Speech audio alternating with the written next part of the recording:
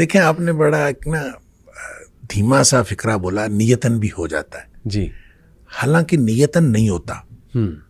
گناہ جو ہے دیکھیں کل بنی آدم خطاء، صحیح، اگرچہ نبی پاک صلی اللہ علیہ وسلم نے فرمایا ہر آدم کا بیٹا خطا کار ہے، صحیح، ہر انسان سے خطا ہو جاتی ہے. بالکل ٹھیک، وخیر الخطائین التوابون، بہترین خطا کار وہ ہیں جو واپس آ جاتے ہیں. اللہ اکبر. اب مسئلہ یہ ہے کہ ہو جاتا ہے اور کر لیا جاتا ہے، اس میں فرق ہے. صحیح، نیتن جو شخص کرے گا وہ تو کرے گا، صحیح، وہ پہلے نیت کرے گا صحیح، اور پھر وہ کرے گا. بالکل ٹھیک، لہٰذا گناہ کرنے والے اور گناہ جن سے ہو جاتا ہے ان دونوں میں فرق ہے. ٹھیک، دیکھیں جو شخص گناہ کرتا ہے، اللہ تعالیٰ نے سورہ نساء کے اندر بھی اس کی وضاحت فرمائی ہے، فرق بتایا کہ کچھ لوگ ایسے ہیں کہ جن سے گناہ ہوتا ہے ثم یتوبون من قریب، وہ فوراً توبہ کرتے ہیں. اللہ اکبر. اچھا، ایک یہ ہے کہ وہ گناہ کیے جاتے ہیں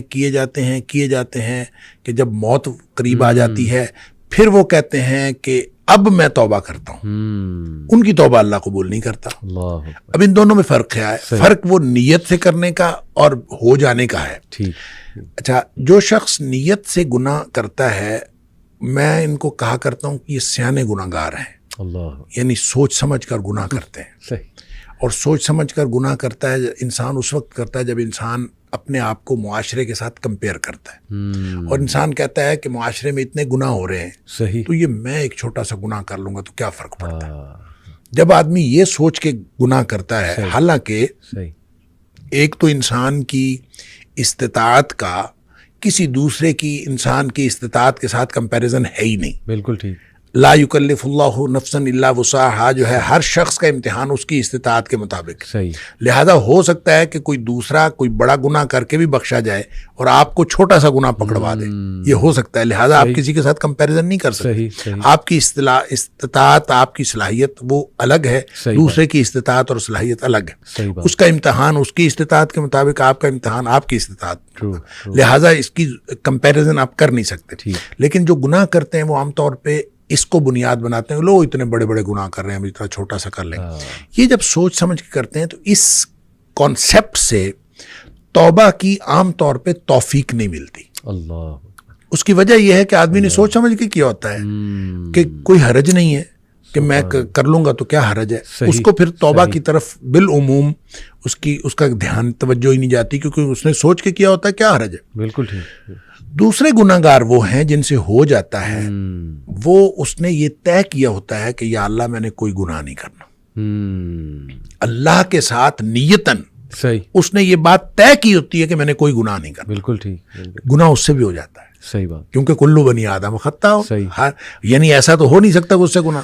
اس سے گناہ کیوں ہوتا ہے؟ دو وجوہات کی بنیاد پر ہوتا ہے، یا جذبات کی مغلوبیت کی وجہ سے یا حالات کی مغلوبیت کی وجہ سے. صحیح، یعنی وہ اس کے حالات ایسے ہوتے ہیں کہ جو اس کو گناہ کی طرف لے جاتے ہیں، یا پھر اس کے جذبات، بعض اوقات انسان اپنے جذبات سے مغلوب ہو جاتا ہے اور انسان چل پڑتا ہے گناہ کی طرف، شہوات سے یا جذبات سے. اچھا، اب جب وہ مغلوب ہوا اور مغلوب سے حالات کی وجہ سے کوئی کیفیت ایسی بن گئی کہ وہ گناہ میں وہ انوالو ہو گیا، صحیح، یا پھر جذبات ایسے اس کے اوپر حاوی ہوئے کہ وہ گناہ میں انوالو ہو گیا. ٹھیک.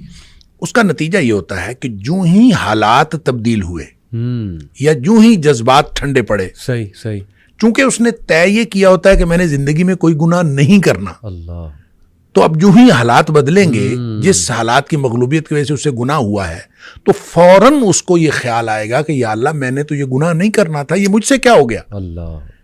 اور اسی طرح جب اس کے جذبات ٹھنڈے پڑیں گے تو اسی وقت اس کو خیال آئے گا، ہوش حواس میں آئے گا تو کہے گا یا اللہ میں نے تو یہ نہیں کرنا تھا، یہ مجھ سے کیا ہو گیا. یہ ہے وہ ثم یتوبون من قریب کہ فوراً وہ توبہ کر لیتے. پھر اس کو فوراً خیال آتا کہ میں وہ جو ندامت اور شرمندگی اس کو ہوتی ہے، وہ جو پشیمانی اس کو ہوتی ہے، یہ ندامت اصل میں اللہ کو پسند ہے. کیا بات. کہ انسان کو ندامت اور شرمندگی ہو کہ یا اللہ میں گناہ کر بیٹھا ہوں، میں نے تو یہ نہیں کرنا تھا.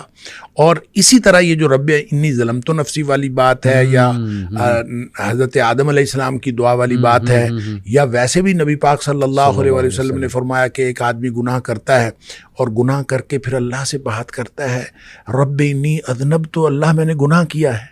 یعنی اقرار. یہ اقرار جو ہے یہ بہت، یعنی اقرار ہے، اس کے اندر ندامت ہے. اللہ میں گناہ کر بیٹھا ہوں اور تو معاف کرنے والا ہے، تو مجھے معاف کر دے۔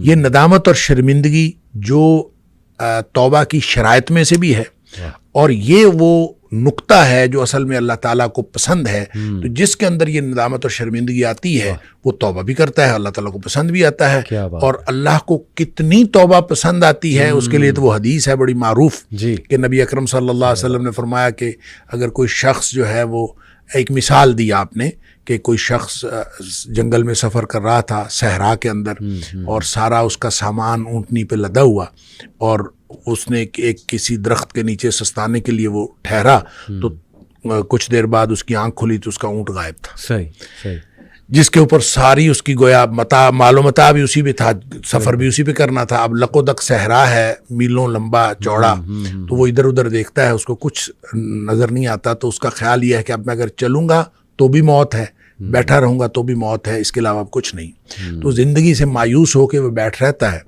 تو تھوڑی دیر بعد پھر اس کی آنکھ لگتی ہے، اور اس کو پھر اس کی آنکھ کھلتی ہے تو دیکھتا ہے کہ اونٹ سامنے کھڑا ہے۔ اتنا خوش ہوتا ہے کہ وہ کہتا ہے اللہم انت عبدی وانا ربک، اللہ تو میرا بندہ اور میں تیرا رب۔